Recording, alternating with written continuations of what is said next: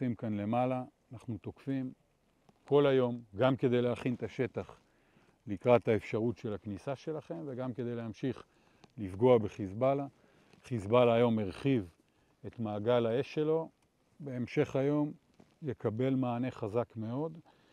אתם תתכוננו, נכנסים פנימה, משמידים שם את האויב, הולכים חד להשמיד תשתיות. אלה הדברים שיאפשרו לנו להחזיר את תושבי הצפון אחר כך בביטחון.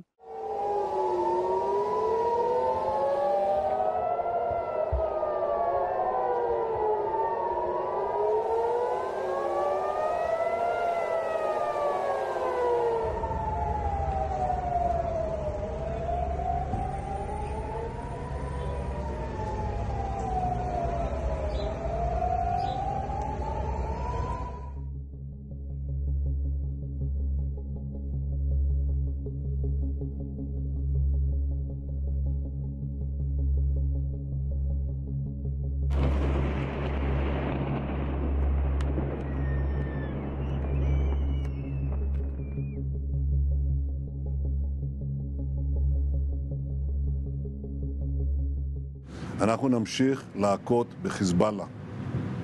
ואני אומר לעם בלבנון, המלחמה שלנו לא איתכם, המלחמה שלנו עם חיזבאללה. נסראללה מוביל אתכם לסף התהום.